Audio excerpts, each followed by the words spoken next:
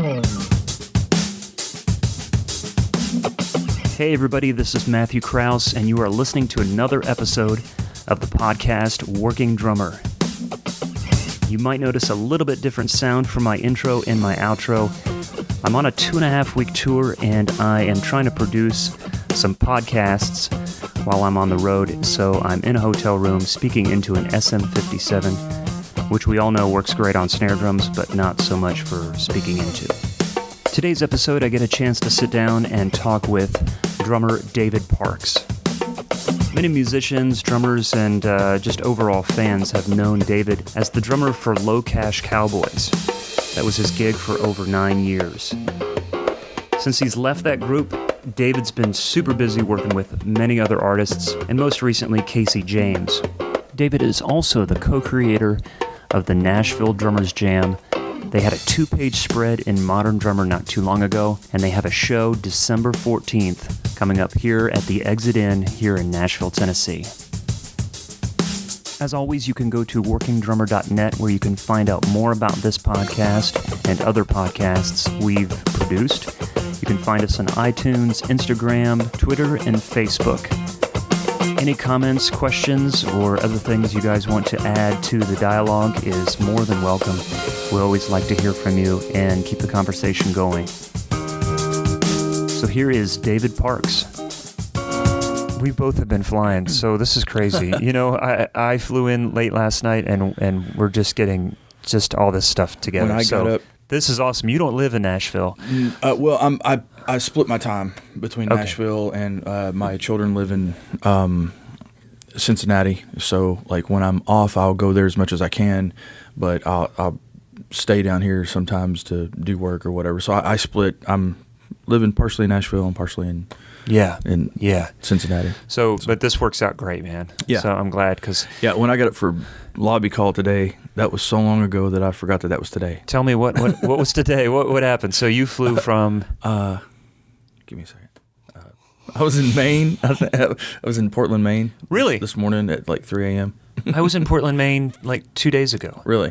Did you play the Oxford County Fair? No. Savannah Jack was on another one of the cruise ships planned as guest artist, and we flew into Halifax, where Sean was doing the CCMAs with Florida Georgia Line, and we were there in town when they were doing that. And then it's just funny how, like, when was the last time I was in Maine? 15 years ago, I think. Hey, everybody, I'm in Maine. We're in Delaware. We're in Delaware now. So you were there too. What was going on? I was out with Casey James. Okay. The irony of the Nashville Drummers system, bass players don't do this. Well, I don't know. They may, but they don't have it like what we have. Jason Schmidt called me a couple months ago to do some Brian Davis gigs. I could not do those Brian Davis gigs, and he ends up getting Mike Catone, who gets a call from Jeff Brown to go do Casey James gigs. Follow along with your pen and pad at home. Right. Then he says, I can't go do these gigs. Can you go do them? And I went, yeah. And then I ended up doing the Casey James gig. He's going to be an actor and do some acting or something like that. So he's only got 2 gigs the rest of the year. Okay. So it's kind of like a, hey, look, I got, it's 2 gigs. But you know, it was fun. He's a class act. We didn't go to sleep last night. We just, after the show, went back to the hotel. Wow. He's like, hey man, there's a lobster in the lobby. Yeah, that Portland. sounds like a party. Let's go. And we're like, all right. So we went. It's just crazy that you were in Portland and I was in Portland. Yeah, I was texting you, and I had texted you 2 or 3 days ago and said, hey, are we good for a time today? Yeah. And then you didn't respond. And then you said, hey, what's your schedule like? I'm like, well, this and that. And I texted you like 4 or 5 times, and then you kept on asking questions. I was like, wait a minute. I guess he's not getting my. It was really weird. I missed a bunch of texts. Well, I went back through my phone and it said not delivered, not delivered, not delivered, not delivered. Oh, okay. An hour or 2 later, and I never saw that. And I'm like, he's not getting these. Yeah, so. Yeah. I don't know why that happens, and that's the kind of the drag about the these cruise gigs is we get on to do a night of shows, and then we're at sea, and I don't get. It's kind of a blessing actually, because then I'm not staring at my phone or my computer. I actually can sit down and read a book. We did a tour of Europe, and our guitar player left his phone, and we were like literally minutes from where he left it. We're like, dude, we'll turn around. He goes, nope, I don't want it. He goes, good. Yes. And I missed a really huge audition due to a mistext. Oh no. They called me going, hey man, where were you today? I'm like, I'm sitting right here. Didn't you get a text about auditions? No. Well, you made auditions. Cool. When are they? Oh, they were today. Oh and no. The artist was asking you by name, and I'm like, oh no. I went. It's amazing I didn't go to Verizon and just you guerrilla that place. I was like right. so angry, but I think I wouldn't have gotten the gig anyway. Like to make myself feel better, I guess. But it's a tough thing, and it's funny because you hear stories of players that were living in Nashville in the 90s that had the pager and had spent money on one of the first answering machines or had an answering service, because that's the only way you could stay on your game. Not miss a gig. Not miss a gig, and even at a time when there was lots of work, and now communication is a big part of how we operate and how we communicate every day through our phones, through the internet, everything, and yet there's less work. Yeah. So you can't miss any text. You never know, and I hate turning down work. If I have 7 gigs on one day and somebody calls me for the 8th and I can't do it, I'm like, I hate saying no. Yeah. Yesterday, I was in the dressing room with Casey going over the set list. He's like, you know what, we're not going to do this, we're not going to do that. This one we're going to add 4 bars to at the end and blah, blah, blah, blah, blah, whatever. And we're sitting there going over things and like, okay, we're going on in 10 minutes. I'll see you at the stage. I start walking out. My phone rings, and it's some guy that I still don't know who called me. Hey, can you play in Indianapolis tonight? I saw a Facebook. And I saw a Facebook thing from guy. George who said, it was that guy called me. Oh, and I was like, well, man, I would love to, but I'm in Maine right now, and there's no way I can make it to Indianapolis, tonight. I was like, really? I was like, I'm going on stage right now. I'll be off in 75 minutes to 90 minutes. I can start making phone calls for you after that to buddies who I know are looking for work. And when I come off stage, he had already called me and said, hey, we found somebody. I'm like, well, cool. Yeah. But it's always a good feeling to reference somebody that doesn't have a gig, and they're like, it's like giving them a Christmas present. Yeah. Right. And you have to pay $20 to get there, and you got a room with a guy that snores, and, oh, by the way, you're driving and you're paying for gas, but you got a gig.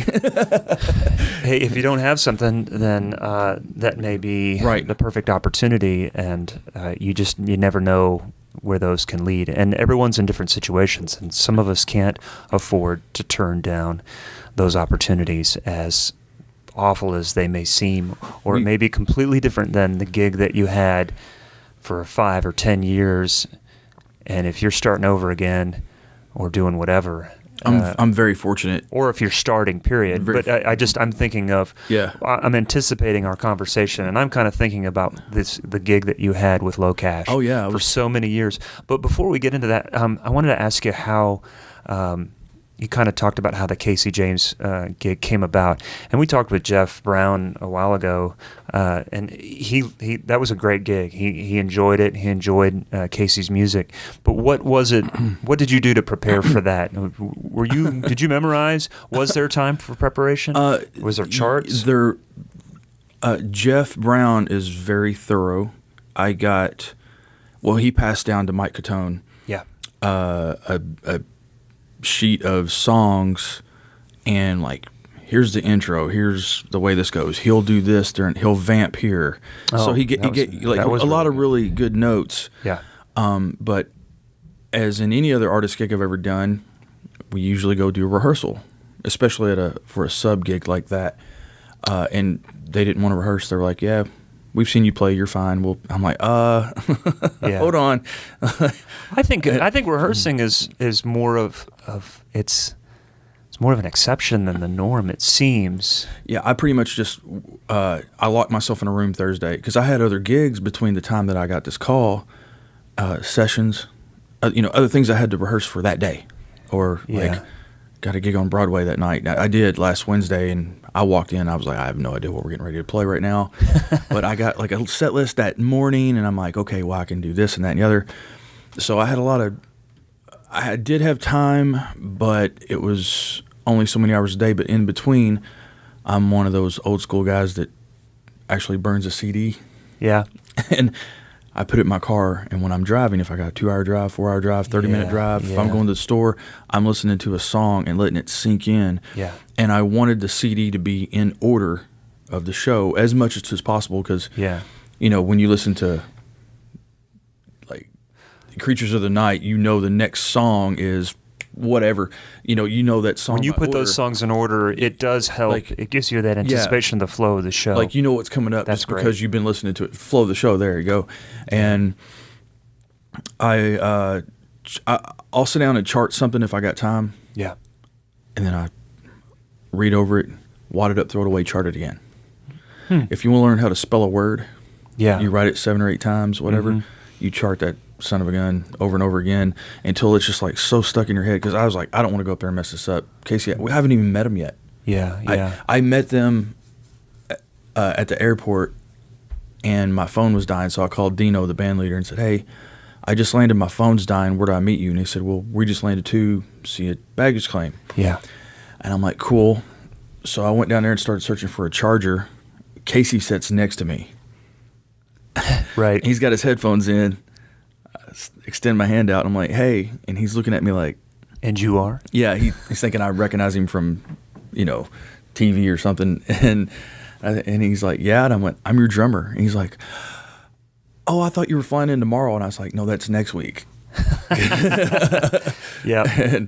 Because we had separate flights from different places. And so it was just, funny how that all came about. But preparing for that was just my past experience of elbow grease, hard work,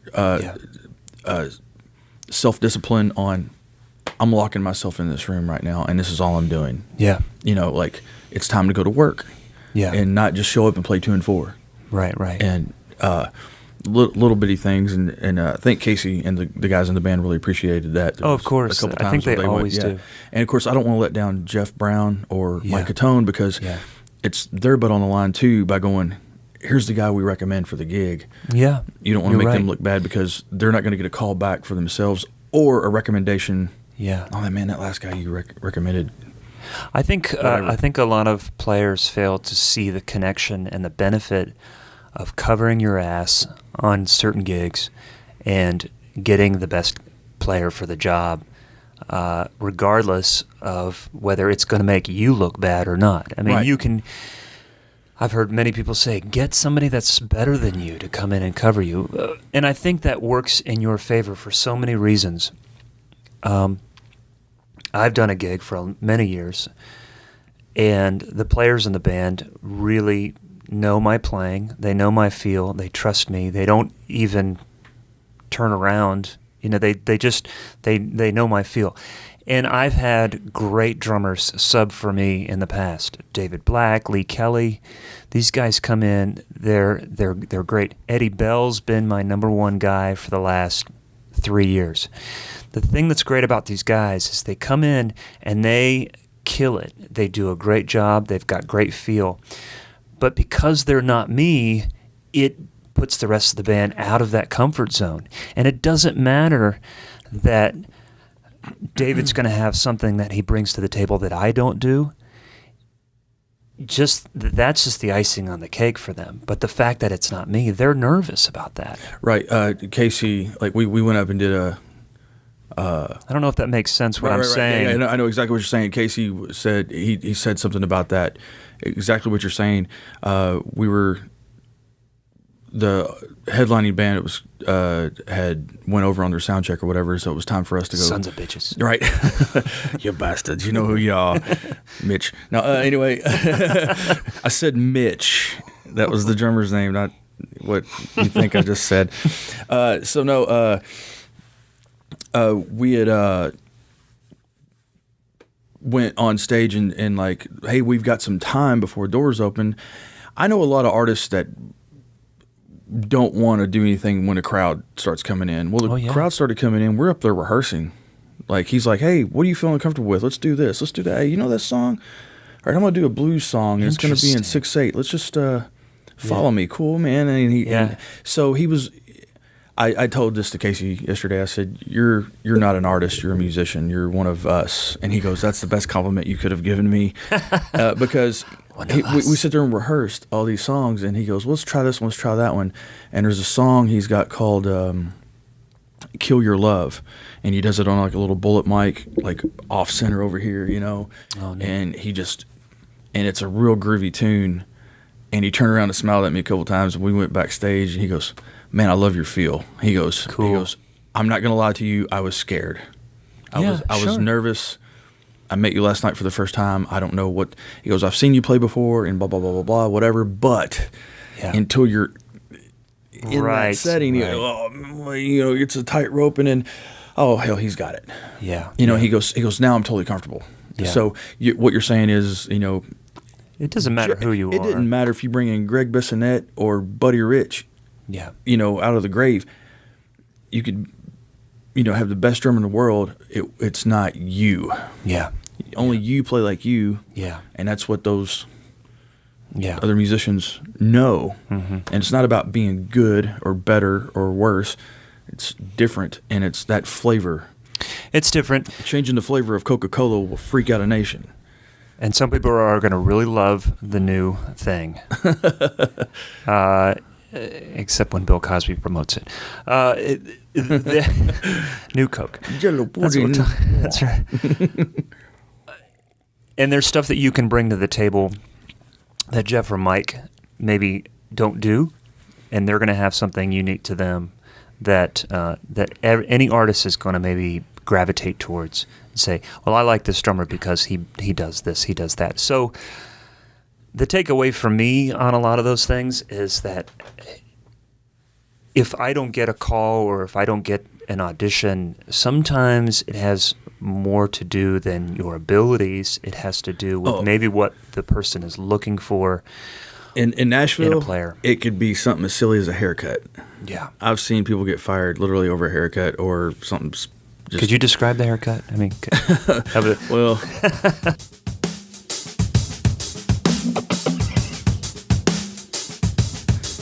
How do you have time to learn new songs when you're spending all your time listening to the Working Drummer podcasts? Split monitor cable. Left ear's the new song I got to listen to, and right. I did have a struggle with that because I had a long drive with 3 different bands last week.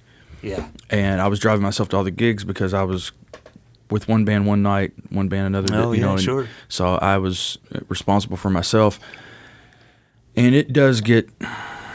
You need to rest your ears, or I'm going to come back to this, and the podcasts do get me through. I'm glad, to man. the next gig. I'm glad. My favorite so far, other than Kevin Murphy's. I mean, who's going to top that one? That should be a weekly episode, in my opinion. Liquor him up and let him go. I don't know if I could take it, man. But I have to have guest hosts. I tell you what, the one that really, truthfully, just got right down to me is Trey's. Trey Grace. Trey's his whole interview was just like, with what he's going through medically and all the gigs he's been in, and he was just so truthful about, hey man, I don't want to do that. I want to do this, and I'm just going to be honest with you. And I'm like, where's that? Where's that been? I need to be him. And his episode is on YouTube now. Sweet. So if anybody, we're slowly putting them up bit by bit. The audio obviously is priority one, but as they come together. And I've known Trey since I moved to town, so there was a comfortableness that as I'm listening back and watching, I'm taking note. It's like, I've got to be that way. Every interview helps me learn more about, well, what we're talking about, first of all, but also interviewing and doing this in such a way that it's been a learning experience. And Trey's was another one of those that set the bar in a way that I like this conversation. I like this flow. I like this feel. much the way some of them have been with people drummers that I've known for years. Where somebody like Fred Eltringham, I never met him until that day. So that was, but that was a good one.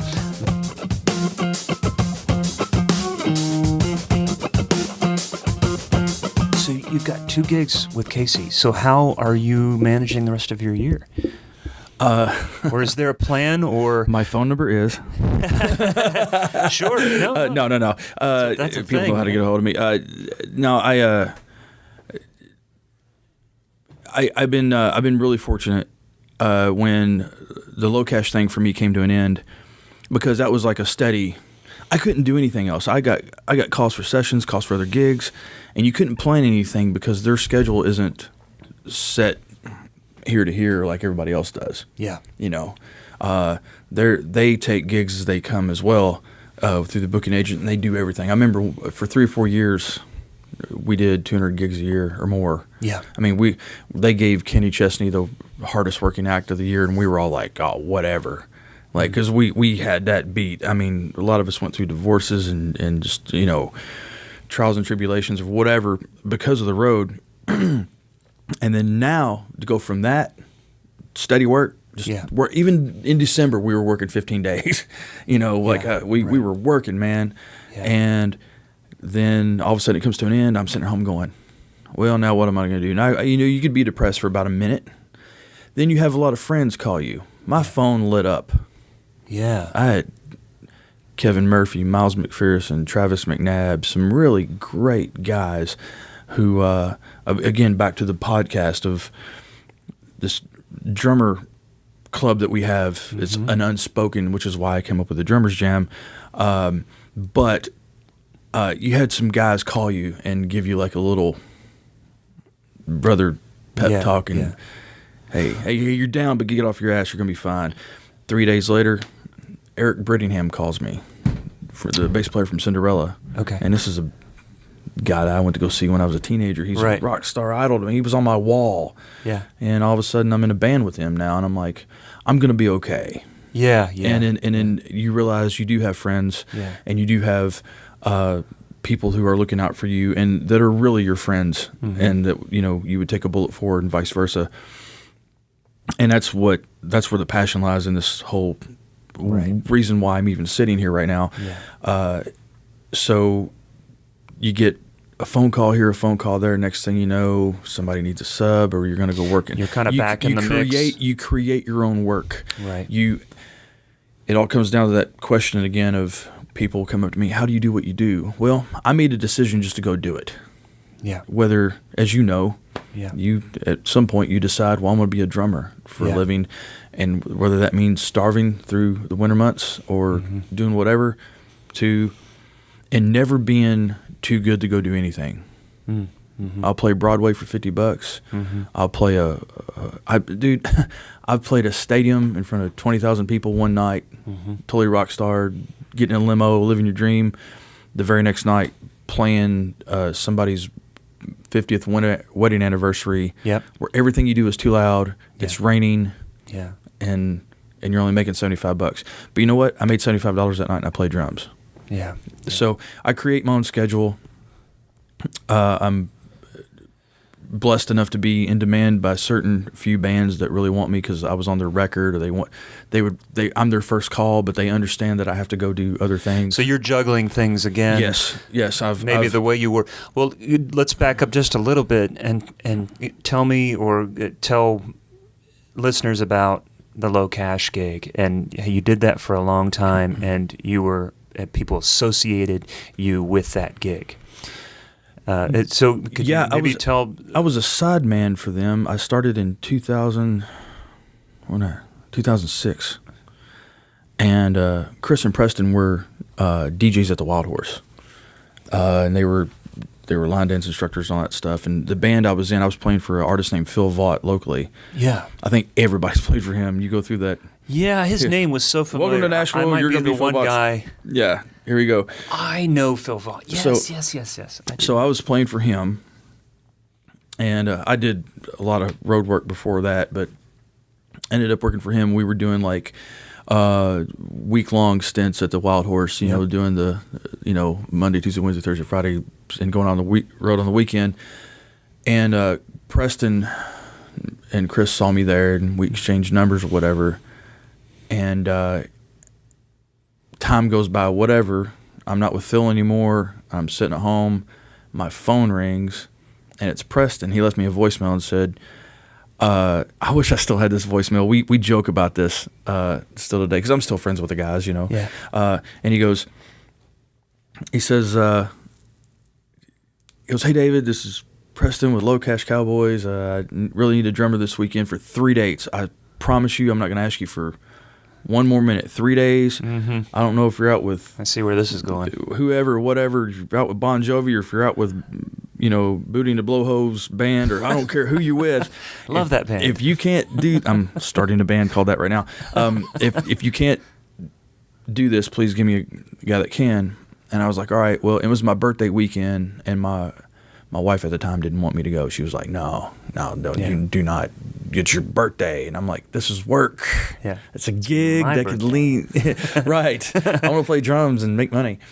And we needed the money, so I went and I played, and it was a long 3 days. Turned into? Over 9 years, almost 10. 9 years. And like you said before, busy guys. Yeah. And hard didn't turn down...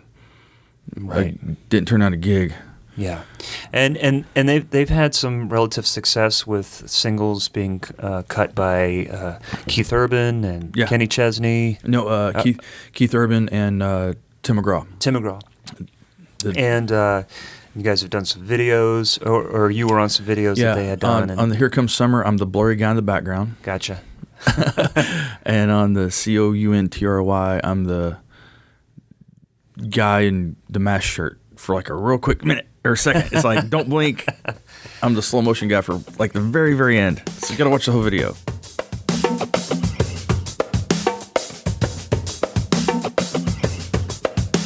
Making a permanent decision on a temporary emotion is the worst thing you can do, especially in business. And Trey Gray said it best on here. Artists see with their, or hear with their eyes. And they think with their, they have too many yes men around them. I'm not talking about that particular gig. I'm just talking about in general. Yeah. When you got everybody blowing smoke. Say that thing again you said before. You said, don't make a temporary decision. Don't make a permanent decision on a temporary emotion. Permanent decision on a temporary Am I saying it backwards? No, you're right. Yeah.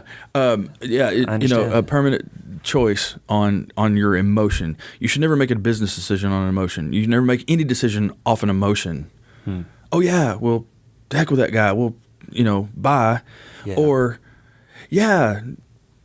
buy a car for everybody. Oh, crap, we're out of money. You know what I mean? Sleep on it. Happy, sad, mad, glad, whatever. Mm-hmm.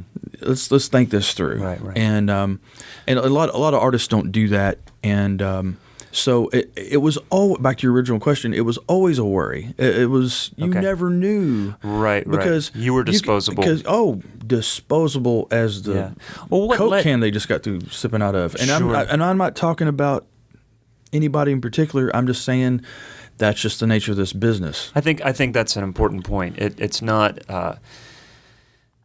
you're not reflecting the artist's personality or them being callous or them not being. I mean, we hear stories of somebody there's like so many stories about millions of artists and whatever, but who go through band members, and some I hear stories of Taylor Swift just being like super awesome to her band. I hear different things. You hear different people. Yeah, I hear that Miranda Lambert has a person on their tour, and their job title is vibe manager. Ah. Hey, okay. Matt, how you doing today? You need something? No, I'm good. If I knew that was their Aiden, job, I wouldn't. Aiden, what do you get? Oh, you need a new AC/DC record? Cool. I'm sending a runner to Kmart right now. Wow. Got it. That would be tough. Or Kmart. Did I just say Kmart? I like to go on record that I'm the first person on this podcast to say the word Kmart. No. But we'll edit that out. But no, they want everybody around them to be happy and settled, and and that's an investment. There are those camps that have that going on. Well, what was it? How candid can you be with me about what brought you to the end of this long run? And I know that these guys are still your friends. Yeah, I'm still friends with them. You have to make that separation between work. I'm not a grudges guy. That doesn't. I've made a decision recently in my life that I'm going to be happy. Damn it, no matter what. I could have whatever gig in the world and it all come crashing to an end. You're your own personal vibe guy. Yes. I'm a home vibe guy. Talk to myself in the mirror, but but I'm going to be truthful too. I won't go into detail on microphone, but it was a permanent decision on a temporary emotion, and it wasn't just me. It was a lot, and it comes down to just emotion and stress and whatever else. But when it happened, I was mad and happy. It was, have you seen the Eagles documentary? I haven't. They said when the Eagles ended, it was a horrible relief. Interesting. Yeah. That's what it was for me. And I love them to death. I wish them the best. And they asked me back a few months ago, and I said, well, I'll go back and help you until you find another drummer. Yeah. But I think it's a time that now looking back on it, I go, you know what? We can still be friends. Hell, we're in a fantasy football league together. Yeah. We text each other. You can't work for 9 years like that. Oh, yeah. And our kids know each other. Yeah, experience our all that parents stuff. Know each other. Right. We're, Chris's kid runs to me and, David, and what's up? And, same thing with my kids. I mean, it's they're, when it happened, like when you break up with a girlfriend or whatever, and you see a picture of her like 6 months later and you're like, oh, I remember the good times, and look at that, and you're getting all sappy, and then you go, oh man, she messed around with my friends, to hell with her, and then you get mad again. Right. It was that emotion. It was that, because 9-10 years, but then you always go, hey man, that was a gig. But there is an emotional connection because you live with each other. Yeah. We went through deaths, marriages, divorces. Yep. We went through everything. We were in emergency rooms together. We went through a bus crash together. We've been through a lot together. Yeah. Band members dying. Our fiddle player passed away. I remember that. Yeah, yes, we went through a lot. And now looking back on it, I am so glad that decision was made for me. I'm happier. I'm a little bit more. I'm a different person. Yeah. Than I was, in a good way, and going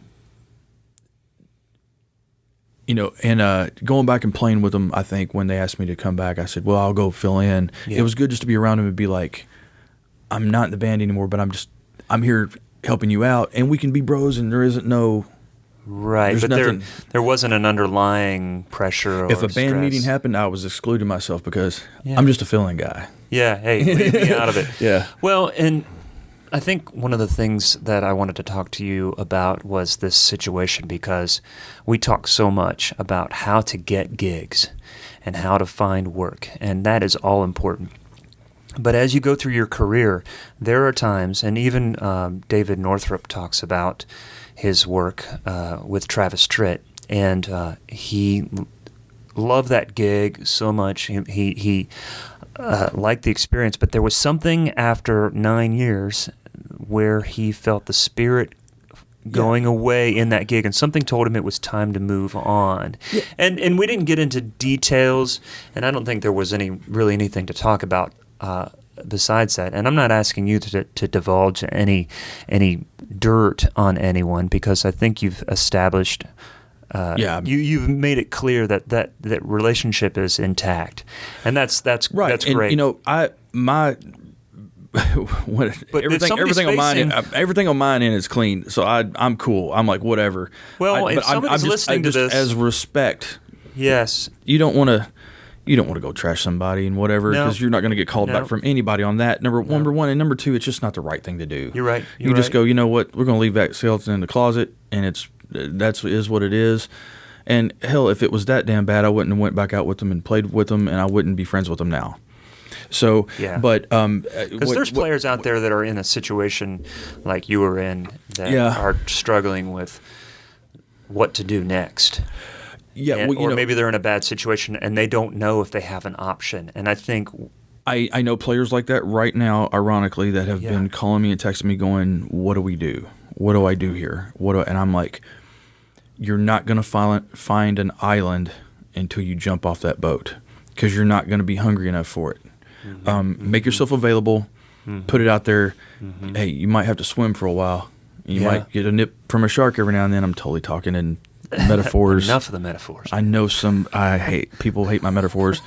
I know one person that's going to be listening to this interview and be like, oh, metaphor parks. But like Northrop said, it was just time. And for me, it was just time too. I don't see myself going back to high school. I don't see myself going back to college days or going back to, it's time to move forward and whatever. Hell, I mean, they could call me a year from now and be like, hey, you know what, the time's right and I need to do something.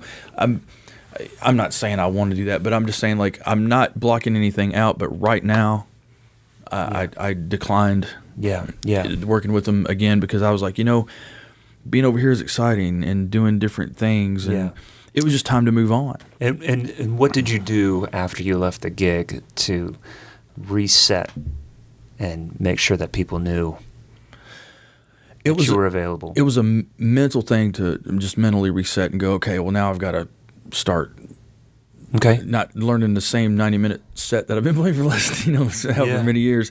And I've got to get back into, because I was doing some sessions, but now I'm like, I've done a number of records this year already. That's awesome. A record that I did last year is just now coming out. Of course. So that's kind of fun. And I didn't know when it was coming out, but I saw it in the press. I was like, oh, it's coming out. And then, I just, all my friends, and I doubt myself. We were, all of us are our own worst critic. But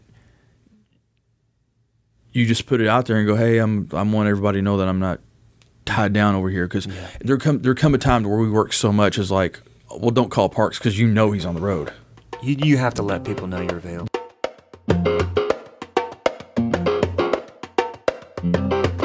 What was it that led you to drums? Because everybody's story is a little bit different. My mother was a bass player, and she was playing in the local scene. I'm from originally born and raised in Owensboro, Kentucky, and my on my mom's side, my grandparents, they were running around with the Everly Brothers. Wow! And I grew up in Utica, Kentucky, old farmhouse, and every Friday or Saturday night, it was your typical. I mean, like, I was just used to musicians being in the living room, and it was they come over for a picking. And it was, they're going to have some food and we're going to sing some songs, and that was what they did for entertainment. And I was just around it, and it just, it picks you. You don't pick it. Right. And we finally moved to town, 20 minutes away, where my mom had a job or whatever, but she would take me out to her band rehearsals. And she had a drummer in the band that he was considerably overweight and blind, so when he would go to the bathroom or take a break or go outside or whatever, it was like a 30-minute thing. Somebody had to leave, because he's blind and he can't walk very well. Yeah. So hey, George, can I play your drums? Yes, you can, David. He had a really low voice, and it was and to me, he was like a god, because I was like this tall and he's like, and I would get back there, and my mom would, play bass, and I would play drums a little bit. And it was, at that point, it was just like a kid going. How old were you? Oh gosh. Well, when she was playing in bands and stuff, I was 3 or 4 years old, and just, she would pick me up and go to band rehearsal or a gig, and she wasn't playing in bars and stuff. I mean, it wasn't like, I was hanging out with a bunch of guys in Pabst Blue Ribbons. It was at churches or like at a little festival or something. Okay. And I'm doing my homework or playing with G.I. Joes, doing whatever, and we're at a band rehearsal. So I've just grown up around it. Sure. And one day she's like, well, I got you guitar lessons down here at this music store. And she got me like one of those little ukulele guitars with the fish string, nylon string, yeah, you know. And the guy at the music store that taught guitar, taught piano, bass, drums, vocal lessons. Like he had everything in one room. Yeah. And of course, what does a kid do? I was like 8, 9 years old, maybe. Yeah. What does a kid do when he walks in with a drum drums. set? Yeah. Drums. Right. Drums, baby. You're right. This is going to be too hard. Let's hit that. Make loud noise, make kid happy. So I went over and started playing, and I come out of my first guitar lesson, and my teacher handed my mother the guitar back and said, your son is a drummer. He's already playing a beat and blah, blah, blah, blah. So she got me drum lessons, and in the package of whatever the music store sold her, I don't remember what it was at the time, but you had to buy, like in the packaging of what the pricing, it was you got so many drum lessons in so many months and a practice pad kit because she couldn't afford a drum kit. And so it was kind of forced upon us to get this practice pads. And I think that was a blessing because I would take those home and I didn't have a drum set for years. It made me want it so much more. Interesting. It made me want it and want it. And when I practiced along with the radio or records or, you know, at the time cassette tapes, kids, I could hear what the drummer was playing and not what my drummer brain wanted to play. Nice. I could hear Phil Rudd going, you know, and what does a kid want to do? You know, just go off and I could hear and reduplicate because my drums weren't drowning out the stereo. You know where I'm going with that. And your drummer brain wants to Terry Bozzio everything. Yeah. But what you need to do is you could hear what the drummer was doing, whatever album I was trying to duplicate. So I did that, and it's so the turn of events. You know, strangely, I was sitting at home one day, sick from school. Yeah, right. And watching MTV and listening to records and all that stuff, and obsessed with music like it's a drug. It's still to this day. I was going to say, you're over that now, though. No. In walked the bug man. We lived in an apartment building, and the local bug man come in from, you know, to spray. Hey, I'm here to spray the apartment. I'm like, all right, go on in, guy. And he went back there and he saw my drum pads. He's like, hey, so you're a drummer? I'm like, yeah. He goes, yeah, I'm a drummer too. It ended up being John Vanover. His father is David Vanover, and if you remember like the classic Ludwig catalogs from Chicago, the Octopus kit, the guy with the pompadour, I always say he looks like the Playboy guy. Hugh Hefner. Hugh Hefner. He looked like Hugh Hefner in the '60s. And then there's another picture of him playing the Fab Four kit in one of the catalogs, and the most famous one is him on a Blue Sparkle kit, the Octopus kit, and then the Tri-Toms, and he has like the geeky. Okay, I don't remember that, but I'm a Ludwig dork, but anyway, so that was his father. Oh, okay. And they lived in town, and we're in Owensboro where I lived, and he kind of took me under his wing. Nice. And the next thing you know, which this all goes back on how to get gigs, it's relationships and getting out there and being good is number one, you know, but you're not going to get a gig, you know, serving tacos. You got to put yourself in that situation. So I immediately learned that through him because he got called for a gig for a band. He couldn't do it. I was 14 years old. Wow. And he called you for it. And I went and did it. Had he heard you play? Yeah, a little bit, like at his house, in my room, you know.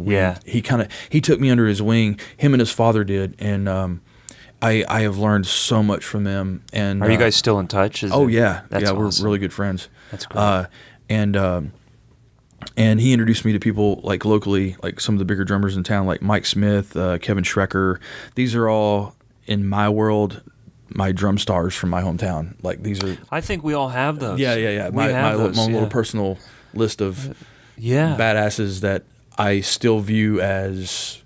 I still have them up here in my mind. That's a great thing, no though. matter Yeah, we have those because and a lot of, and maybe the rest of the world really doesn't know who those players are, but in our world, and I'm from a large city, so maybe some people might have seen or heard some of these players, but they are in our world, make such an impression upon you. You're so impressionable in those formative years. Those guys right there built me. I think it's scary to think to this day if he wouldn't have come sprayed my house that day, and if I wouldn't have been home, where my drumming would be or what I would be doing now. I think your story would be just slightly different, but no, I have a feeling that it was Yeah, but he threw me a gig and said, "This kid's good enough, go." And it was a bunch of guys in their 40s, and here I am, 14 years old.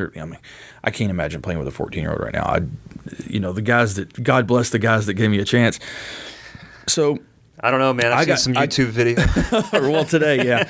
But I got thrown to the wolves immediately, and I was playing with these older guys, and you got the guys that are ribbing me just because I'm 14. I don't have a hair on my chin yet, and they're like, "Oh, well, what can you know?" And da-da-da-da-da. And I play. And I remember I was playing with some guys, and I could tell you the name of the song. I'm a big Eagles fan, and always have been. You can thank my mom and dad for that. I was listening to 8 tracks when I was a kid, and that that inner memory. People, how do you remember these songs? I'm like, well, it's a passion, and you just soak them in.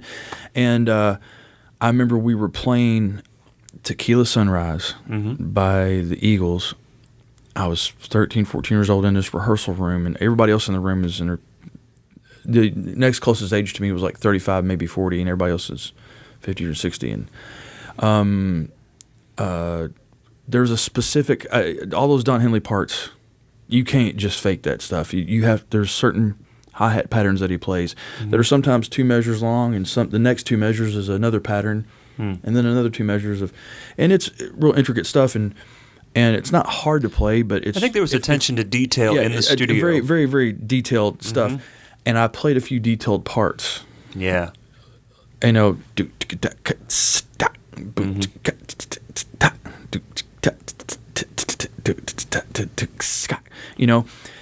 remember exactly what the drum part was right offhand right now, but a little part, and the bass player just stopped. And he was like the daddy of the musicians in the room. I remember my heart went through my throat. I'm like, oh, hell, what did I do? This guy's going to take my bass drum and slam it over my head, and I suck, and I shouldn't be here, and I should be home coloring or something.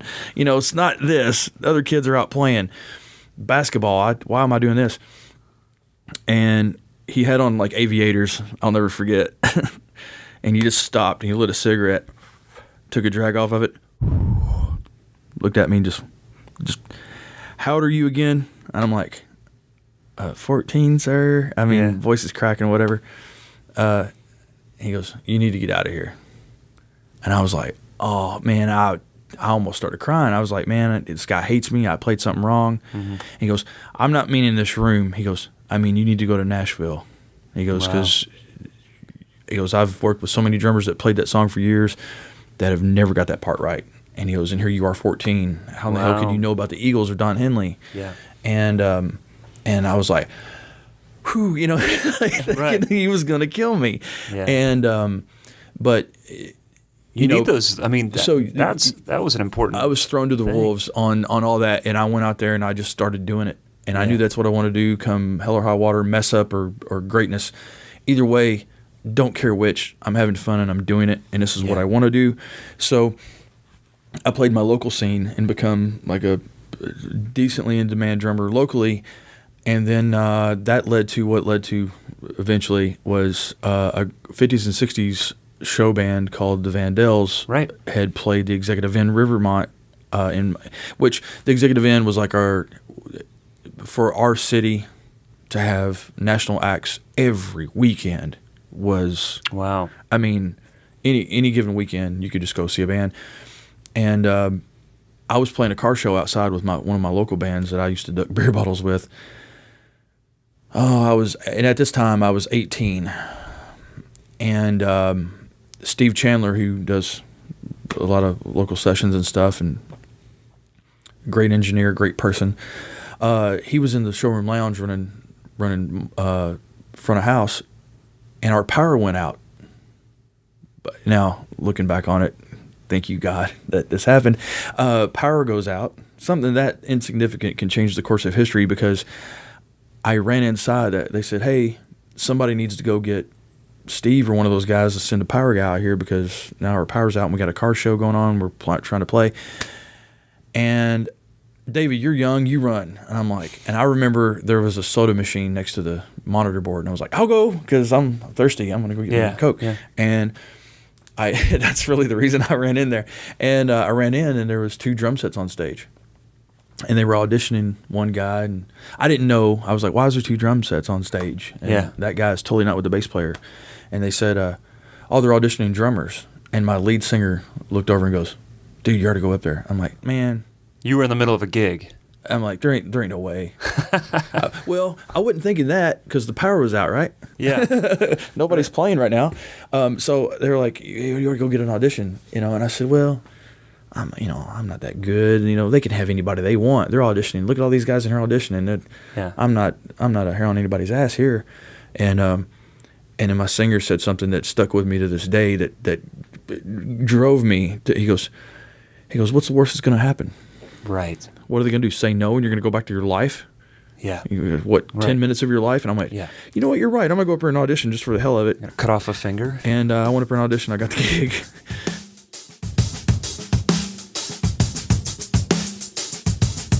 How long did you do that? Oh gosh, from 94 till 94 to 96, and I got burnt out because I was young and dumb and just didn't know any better. I went and did some local bands. I had a rock band that I wanted to go. Okay. I want to go try this. Yeah. Even if it crashes and fails, I got to go try this because I got to know right now. Sure. So I went and did that. And then I stayed friends with the guys in the Vandals, and they called me back in 98. And I played from 98 to 2002 or 3, I think. Okay. That's when I went to Phil Vaught, and then that's Wild Horse, Locash. Gotcha. We're kind of caught up with that. Yeah, I've played for millions of other people in between there. But that's the... Millions of Peaches. Yes. Gotcha. Sorry, I heard that song the other day. It's in my head now. That's awesome, man. It sounds like there were 2 points in what you were just telling me that was the boost and the things that you carry to this day. The bass player stopping you and saying, you need to get out of here. At 14, hearing those words. Right. The guitar player and the other guys in the Vandals encouraging, and just hearing those things at those ages when we're crushed with self-doubt, Yes. because you're that age where everything is questionable. Yeah. Well, I want to talk about the Drummers Jam and specifically what led to the Drummers Jam and why you wanted to do this and your partners involved, and we talked to Tom. Yes. And also I'll ask that. I got another question for you. I'll ask that later. But yeah, what led to this thing? What? Well, because it's blown up, man. Yeah, I know. I didn't think it would actually make it past the first one. Still full of self-doubt. Oh yeah. Every time we have one, I'm like, oh my God, someone's gonna get mad at somebody, and there's gonna be somebody's gonna punch somebody. No, I've always thought, again, bass players don't do this shit. There ain't no bass players podcast thing. Or wait a minute, is there? Yeah, there probably is. Not to take anything away from but I think drummers have the right to. That's your new slogan. To workingdrummer.net. Bass players don't do this shit. What? Yeah, no. We did, look. But we need to be friends with, because we get calls from bass players and guitar players, and Well, we'll know if any bass players are actually listening to this. If they're this far into the interview and they hear it, then we know. Okay, well, we'll know actually, who's in it. There are. But no. Hey guys, and David Santos he's been on the podcast. There you go. Yeah. There you go. I forgot about that. So, you look at the drummer's lunch. You look at just the Hang It Forks. You talking about Trey Gray? I was buying drumsticks from him when I was 20 years old. And the drummer's lunch, by the way, happens every time I'm out of town, as soon as I was like trying to get involved, and I need to get to those. I feel so bad that they're, anyways. I've been to one, and it's so chaotic. You just spend 2.5 hours eating and talking to people, and then when you leave, you go, "Who do I just talk to?" Because it's nothing but brotherly love, which leads me back to the Drummers Jam thing. Yeah. This is why I wanted to do it. You see the Brian Tishy's Bonzo Bash. Yeah. It happens out in L.A. I think he's got one going on in the East Coast now. And you go, man, there's a pretty good hang here. You know, I was in New York City on the road with Vandals, and I'm walking down the street and have a Ludwig shirt on. Some guy had a Zildjian shirt on. Yeah. And we both went, you know, walking down the street, not talking to anybody, nobody saying anything to anybody, but me and him cross paths and we go, "Hey man, what's up? Hey, dude," you know, like we're brothers or something. And then my guitar player at the time goes, "Dude, what is it with you drummers? Like, God," he goes, "all you gotta do is see him, right, know that the other guy even owns a pair of sticks, and you guys are lifelong friends." And I'm like, "Yeah, well, that's the way it is. I don't know what it is about. You can get into psychology about whatever, but I saw that going on with the Bonzo Bash." And here where the self-doubt thing comes in. I thought about this for a while. Oh, wow. And I thought, man, that'll never fly. I can't pull that together. I can't pull together my schedule to go do a session for somebody else right now. When I was on road to Locash, that was my life. So, Jerry Gaskill had his heart attack. Was it 2012 or 11? 12? Drummer for King's X. Yeah. I think early 2012, and I got a phone call. I was on my way to a gig, and somebody goes, "Oh, man, Jerry had a heart attack." And I was like, "Oh, dude, you know." And if you do not know who King's X is, run, do not walk to wherever you have to do to get everything these guys have ever bought, especially Jerry's new album. Okay. Because I'm on it. Oh, cool. I'll cover that later, but I'm excited about that, like a little kid. Brian Tishy has this thing, and I was like, man, we got a strong enough drum hang in Nashville to where we got our own thing. Yeah. And I'm not talking about just name players. I'm talking about guys on Broadway to the name players. There isn't no difference in levels of gig here to me. If you're working, you're working. If you're a drummer, you're a drummer, and you're in town, and everybody's, you know, we're all in this one big circle with our arms around each other. Yeah. And some guy flies in from Kansas, "Hey guys, I'm a drummer." You're like, "Oh, come on in." Yeah. You know, there's no get out. You're not cool enough yet. You're not in a club. It's come on in, dude. Well, I always thought that we have that. And then Kevin Murphy and I were talking one day on the phone about, you know what we ought to do? We ought to do like, and I said, well, I've been thinking about doing this drum jam thing.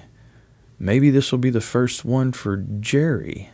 And he goes, yeah, we'll get a house band. He goes, I'm going to call their management right now and get Doug and Ty to fly in. And I think he sent a message through some friends. And they management kind of laughed it off. Like, you know, we're not sending them to do that. And there was other things going on for Jerry at the time, but I was like, maybe this will kickstart it. And a couple of days goes by. I'm still sitting there thinking about it, going, man, self-doubt covering me up again. I thought, who could really... Who do I know? And I thought Tom Hurst does the Loud Jams thing. Right. And Tom Hurst and I have been on so many gigs together where he was working for Bucky Covington or I can't even tell you all the artists he played for that every time I seen him it was with a different artist, but he was always like really welcoming and really like father figurely like hey man, you know, and he's such a badass. Yeah. Like he could be on stage with whoever playing. And I don't know who else is on the stage, including the artist, because I'm like, look at that guy. And so I knew he did the Loud Jams things, and I was like, hey, is this a stupid idea? How do we, you know, like, am I just talking out my ass? You're probably going to laugh at me for saying this, but here's my idea, blah, blah, blah, blah, blah. I sold it to him. Instead of going, well, that's a hard thing, and da-da-da-da-da, and being all negative, he goes, oh, we could do this sooner and later. He goes, like, I got an opening in 3 weeks. I was like, whoa, hold on. 3 weeks from now. And he's like, we could do this. Yeah. He goes, he does not let the grass grow under him. Oh, he jumped on it. And next thing you know, the next day we were talking about it and poster got drawn up. And then it got kind of weird at first because if you look at the first picture that was in Drumhead magazine or Drumhead or Drum, I can't remember. It's Miles McPherson jokes that he goes, damn it, I finally made a National Drum Magazine, and I'm holding a damn beer because it was a group photo. There's like maybe 8 or 9 of us in that photo. Yeah.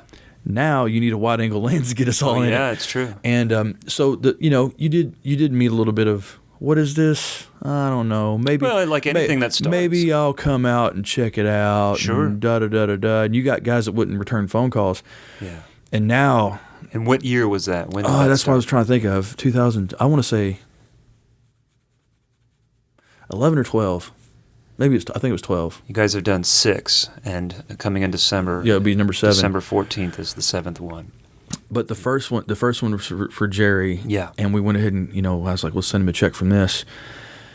And I remember Tom got a call to go to a gig, and he couldn't make it that night. He was coming, and then he's, oh, dude, I got a gig. It's money. I got to go, whatever. I'm like, okay, cool, understand. And I was sitting outside, and Chris Nix, God love him, our fearless music director on this whole thing, he noticed I was in my car outside Douglas Corner, just like, I must have had I'm going to go tie a noose look on my face or something. Because I'm just sitting there in my car, and he comes over and knocks on the window. We're 10 minutes from the doors opening. Yeah. And he knocks on my window. I roll down the window, and he goes, hey, man, go inside and have a shot. Calm down. This is going to be okay. And I was like, I must look like, because it's a Monday night in Nashville. My name is on this thing. Tom's name's on this thing. It was my idea. I'm an idiot. Nobody's going to come to this. This is stupid. I'm going to be laughed at. I'm going to have 4 people here, and all of them are going to be girlfriends of the bass players or something. Mm-hmm. Like, nobody's going to come to this. I had a video shoot. And I had somebody come and pick up a second kit to go to the video shoot the next day. So I had to go out to the parking lot and do whatever and switch over kits. When I come back, the place was full. Nice. And I was like, yeah, okay. And I didn't know what I was doing, but as in anything, jump in, feet first, let's go. Right. So then we were going to do one for, what's his name, from the Jellyfish. That was going to be number 2. Okay. And the hurricane happened. Right. And affected Jerry. He didn't have a shirt. And so I'm like, okay, and I got in contact with him. He sent like a thank you card for the first one or whatever, and we had swapped numbers, and he called and gave me he's a very genuine, heartfelt guy, and he called me and he said, hey, I want to say thank you for all this and whatever. And he called me on the second one. He goes, I understand you're doing another one for me for the hurricane, and he goes, my wife and I can't thank you enough for even thinking about us. He goes, but we're very fortunate to be staying with somebody right now while we get on our feet and blah, blah, blah, blah, blah, and get things going. There's a lot of other people here in the area that are a lot less fortunate. Can we give this money to somebody else? Nice. Before I even send him a check, he knows about the money I'm about to send him, because from the first one, he goes, can we give this to somebody else? Who does that? Yeah. What a great person to even go, and I told him on the phone that day, I said, Jerry, the Nashville Drummers are connected to you, and the reason why we're getting together to do this is because of your inspiration to us and King's X and your drumming and whatever, and your fellowship. How about we're going to give you this money. Yeah. And if you buy your wife a diamond ring with it, you buy a down payment on a car, or you buy a drum set. I don't want a receipt. I just want to know that you did something with it that helps you. I don't care if you... And if it's giving it away to somebody who needs it. I said, if you happen to give it to the kid next door because he needs something to eat, I don't need a receipt for that either. Yeah. I said, you do with this what you think needs done with it. And he goes, I get it now. I get it. And I went, yeah, that's why I built this whole thing is, with Tom, is to do all goodwill. Bunch of big love fest. And then somebody somewhere benefits from it. Yeah. I don't want a dime. I think that... and we talked to Tom last week, and I think there's a lot of people benefiting from just being there. And now that it's grown in popularity, the money that you make from it because that you're donating is great. But that's just a piece of it. Yeah, I've been telling people that it's 120% of the proceeds go to charity because, like on the last one, I'll just go ahead and say it. Tom fit the bill on the video screen. Like, that stuff wasn't free.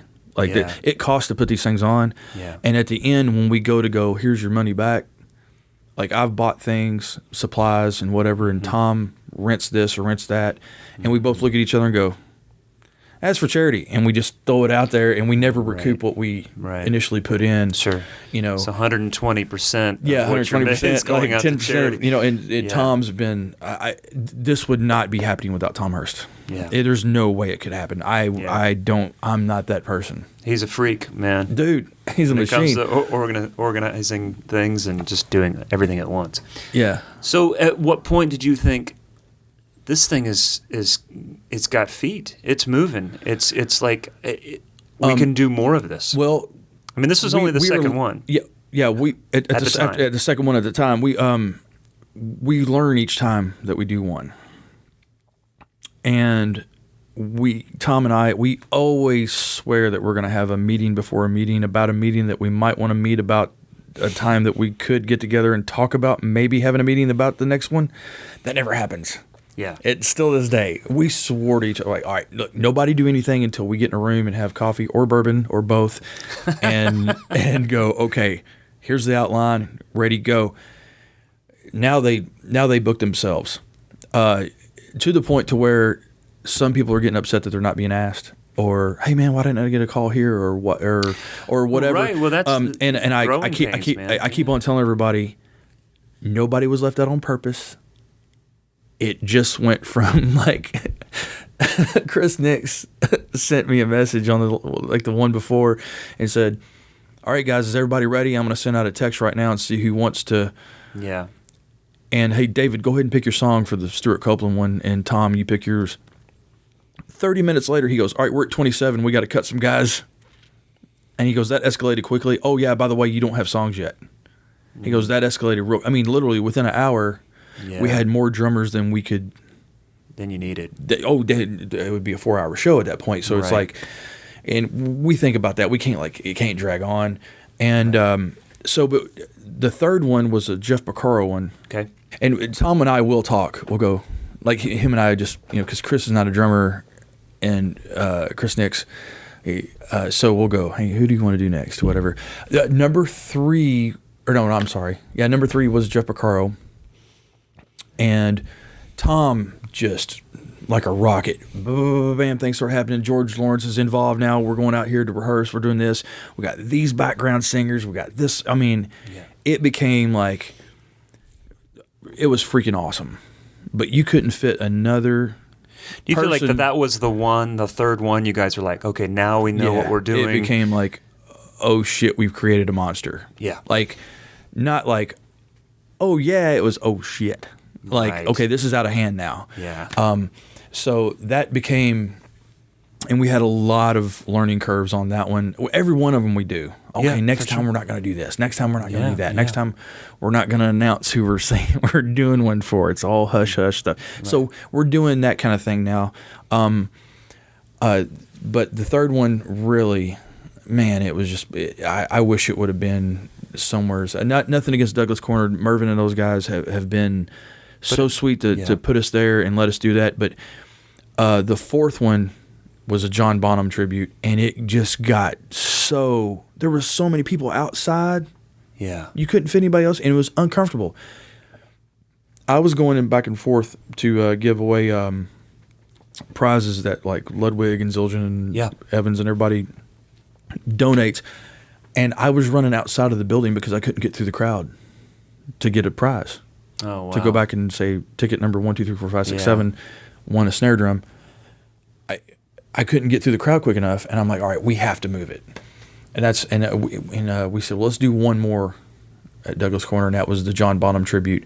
Now, when we decided to do the John Bonham tribute, the Jeff Porcaro one, Tom had taken that one and just went totally to another planet with it, awesomely. That we're like, man, this was so awesome. Mm-hmm. We got to do this one again. Let's do a Jeff Porcaro part, because, hey, we did. First one was Jerry Gaskill. Second was Jerry Gaskill. Right. Let's keep that theme going. Yeah. Well, it burned us both out to where it was so much work involved. And I called him. I said, okay, well, this time I want to play this song. And I think we need to get Steve Lukather involved, call David Hungate. Let's start getting more Toto involved. And then on the phone, Tom goes, can I be honest with you about something? And I went, yeah. He goes, I'm kind of burnt out on that. Can we just move on and do another drummer? And I went, yeah, I feel the same way. We were both wanting to say it, but he just finally just went, dude, here's honesty, bam. And he goes, man, can we just do this one or do something else? Do you think you might come back? I think we will do some repeats. You have to, because we were in the baby stages of a lot of these. And we're like, man, how cool would it be to do a Zeppelin one again, or Bonham one? Right. Now at the exit in, now that we can. Yeah. Even the long players do that. They're like, we did. How can we do another Jeff Porcaro one? Yeah. Because now, now we know what we're doing. Right. We got it now. So that turned into. I was on the phone and I said, well, cool. Well, who do you want to do? And he goes, man, who's in your heart? Who do you really, where's David want to go with this? And I went, John Bonham. And he goes, yeah. It was just like, right.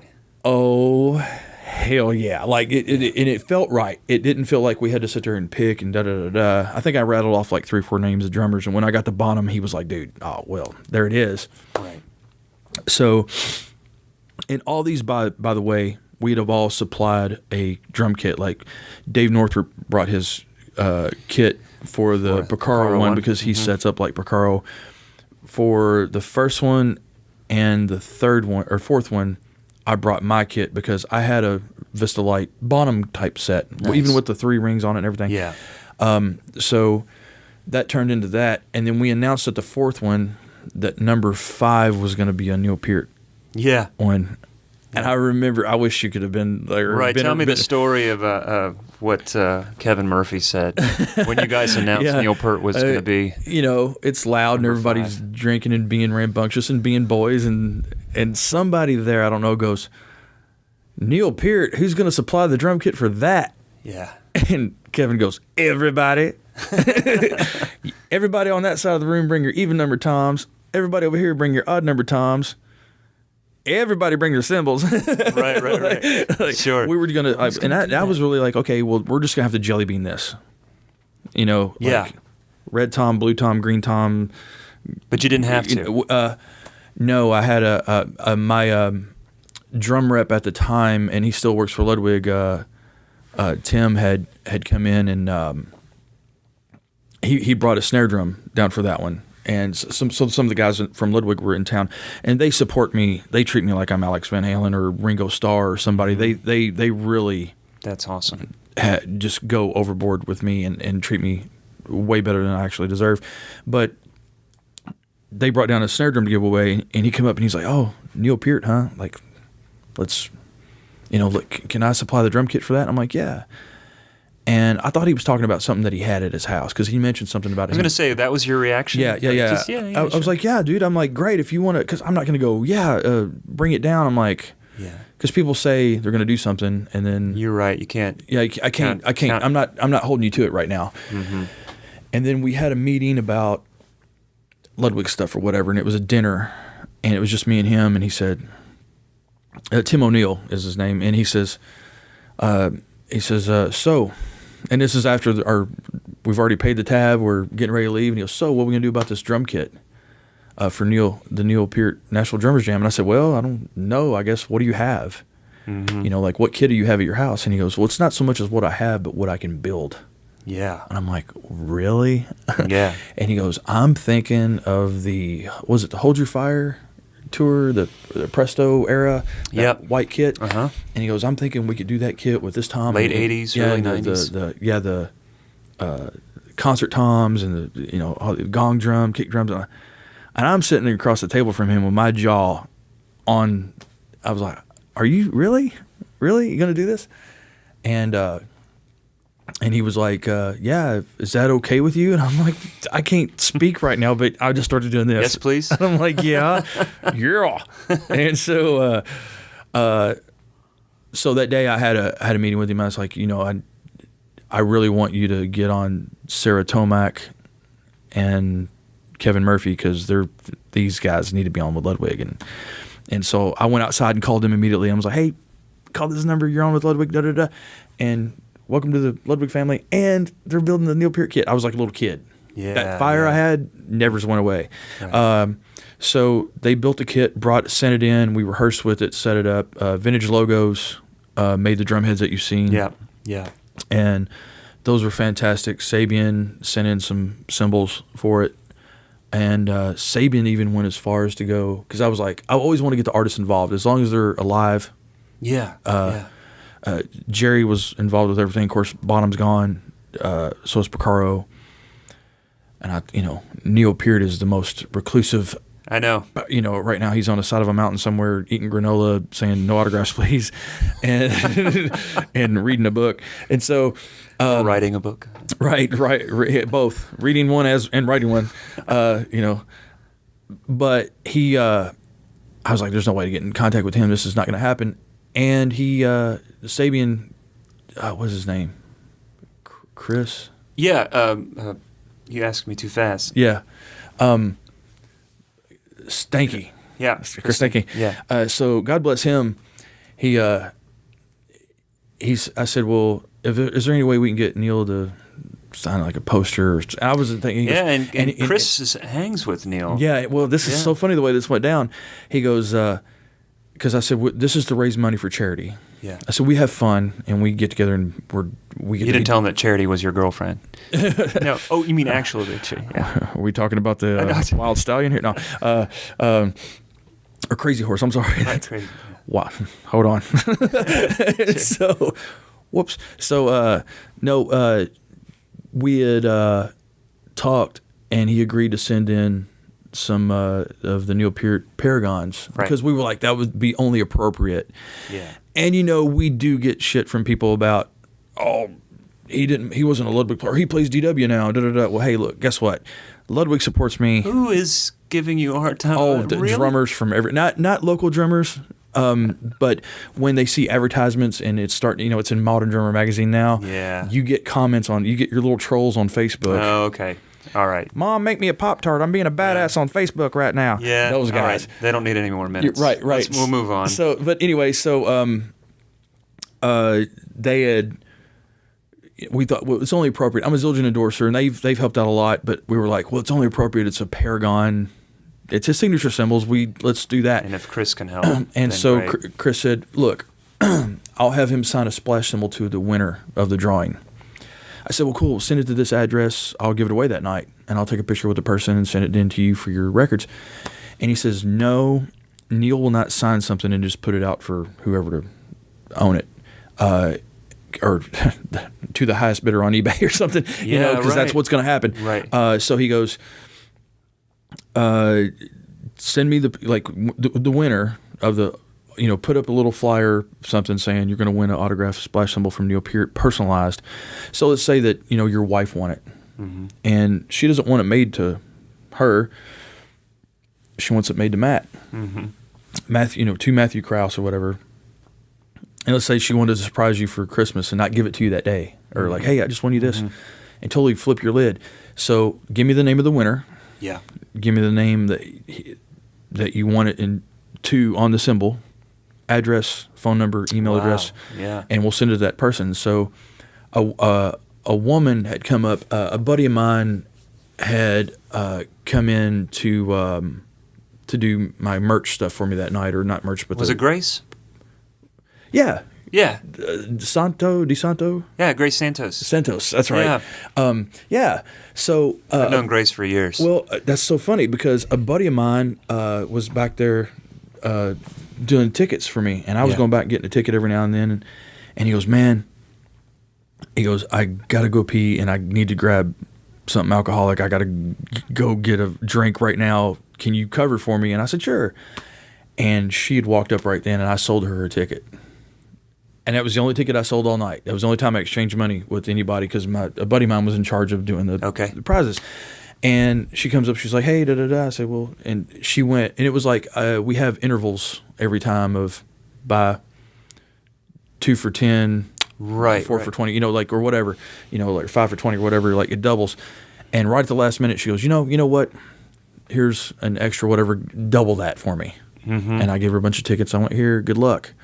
Went up and pulled her number, and she come up, and I'm like, wow, the ticket I sold. Yeah, she won. And so it was late December, and I went home, and it was Christmas. People aren't in the office. Everything's in the music world is shut down.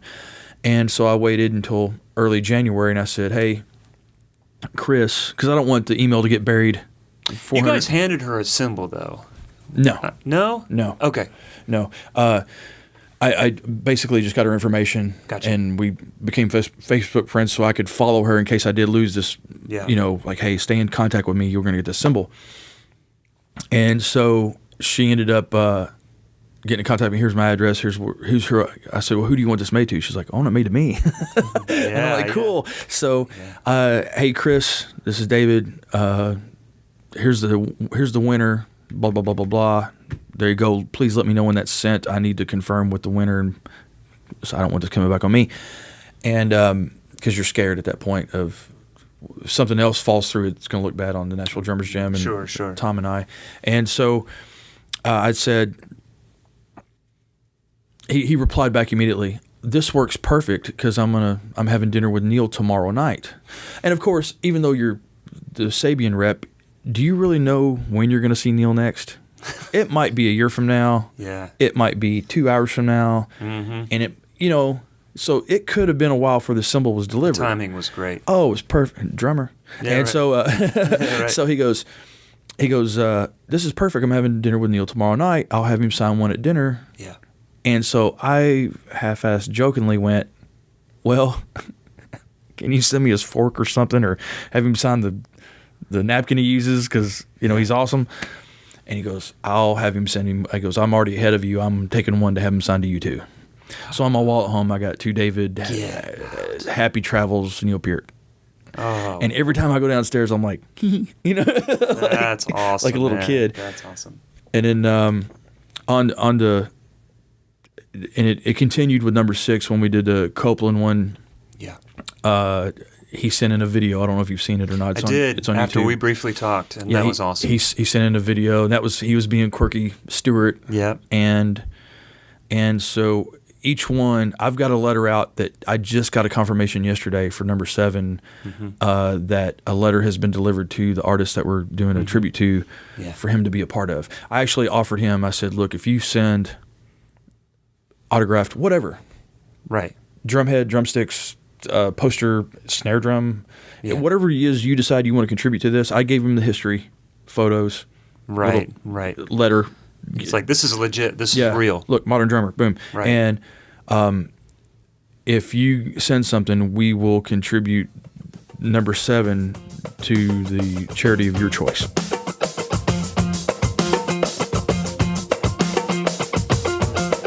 There's a lot more good things than just the charity coming out. Exactly. It's like the best the best advertisement I have for it is I keep going back to Kevin Murphy, but when we did the pre-interviews that Chris Nix did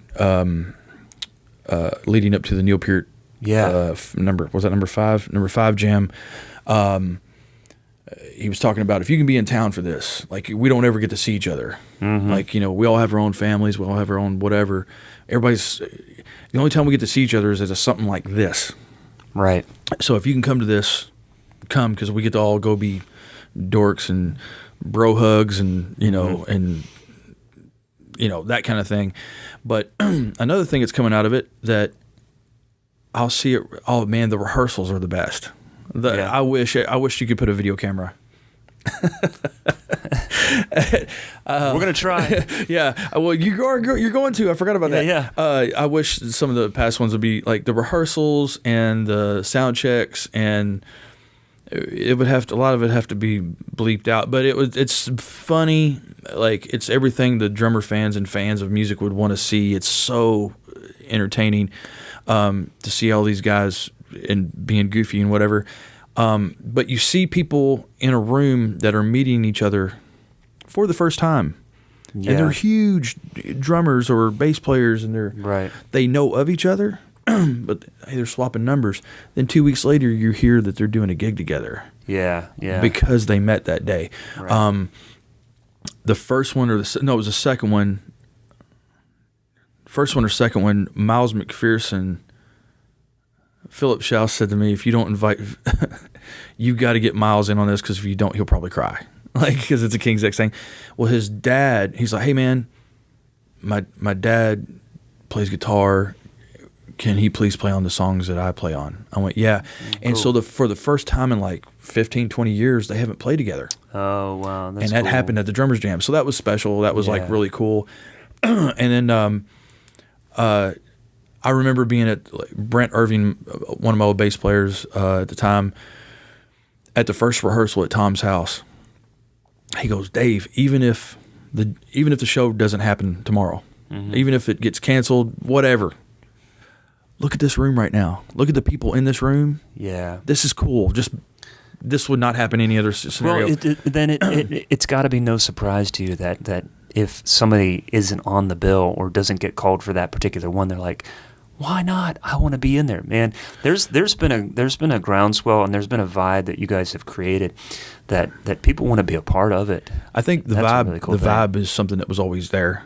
I think this was just opportunity. It's nothing we've I would hate to take credit for. We've created a platform for something that's always been there, but maybe I know what you're saying. But it's always man. I love, and I get goosebumps thinking about it. And it's only one night or two nights out of a year that this happens. To anybody else, it's just it's just a night at a show or something.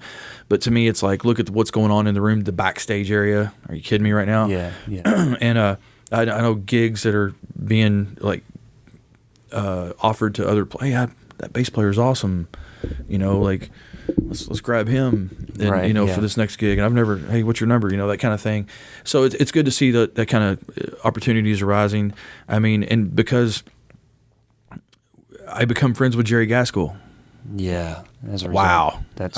He came to one of our shows in New Jersey, and he asked me to play on his record. He asked me to play percussion on one of his songs. Right. And I was in him and D.A. Carcos. I was like, man, just to be on a record with him. Mm-hmm. You do this for a living, and you're around all the stars and do whatever, and you get real jaded, and you don't become a fan. I'm not afraid to be fanboy. Not a good point. Not a Germ way. Yesterday we have that Germex. I call it Germex. Right. Not in a bad way, but you got to remember why you do this, and that excitement. Exactly. If you don't have that excitement, that fire, and that passion, you're dead, and it's over. Yeah, You might as well be doing taxes for a living, and doing something you really hate, because it sure as hell ain't the money. But no. Jerry comes to one of my shows. I meet him and his wife Julie, and we talk and whatever, and he's talking about this album he's been working with, and I had worked with Michael Wagner previous, and we'd start talking about Michael, and he goes, and him and DA said, well, there's this one track on the song or on the record that we think it needs a percussion track, but and just like any other, I'm like, wow, okay. I'm like, well, what do you want me to do on it? Give me a direction, produce me like I would anybody else, And Jerry, if you can picture him doing this, he goes, well, I want you to play what you would play, Dave. And I'm like, yeah, but you're Jerry Gaskill, and I want to make you happy. And he goes, well, you will just play what you go be David Parks. Right. And you will make me happy with it. And I said, oh boy, no pressure. and he's like, well, Jerry's a drummer, and he don't need somebody to go shake a tambourine or play a tom part. You know what I mean? Like, he can do whatever he wanted. Mm-hmm. The reason he wanted me to do it is because, not that I'm some great percussionist or drummer or whatever, he was just like, well, go be you. Yeah. And you're going to come up with something that I wouldn't have thought of. If he would have asked you to do it, it would have been something. Exactly. That's the thing, yeah. It's that he gets the whole flavor and that imperfection of this stew was made by all these people putting their ingredients in it, no matter how small or how big. And but you still got to have chops and musicality. Oh, yeah, sure. That friendship is part of it, but man, he's trusted you to do that. That's awesome. Yeah, the fact that he trusted me to do it, and then I wasn't really sure. It was like over a year and a half ago when I did this track. Yeah.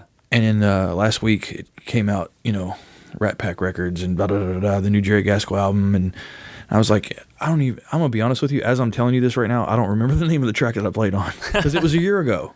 I don't remember the session I did. Maybe you can find out. But yeah, sure. But I was like, man, you know what? My track probably ended up on the cutting room floor. It's probably not only on the record.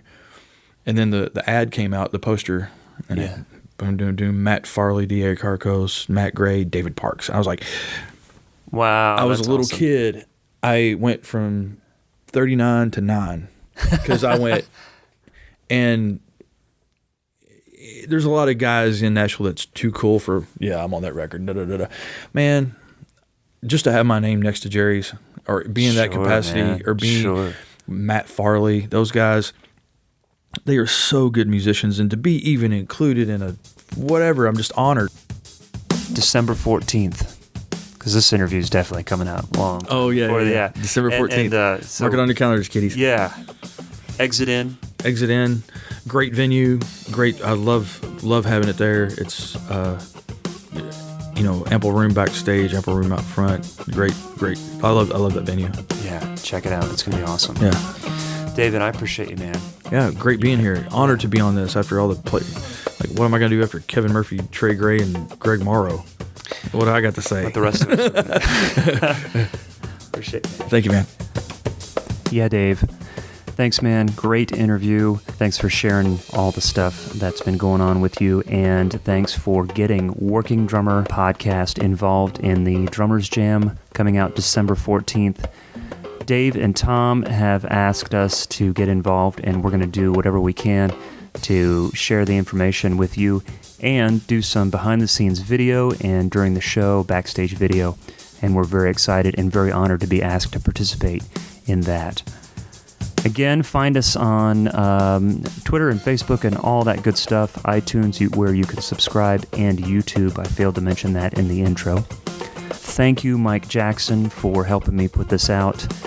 Mike is becoming an in-demand engineer here in Nashville, so any amount of time I can get from him to help me with this is great. And so, again, thanks, Mike, for helping me produce this and get this out to all you listeners. On the website, we received a comment on one of the podcasts from a Tony Ray Jones. I want to read this real quick. Love these interviews. I'm not a drummer. I'm a studio owner.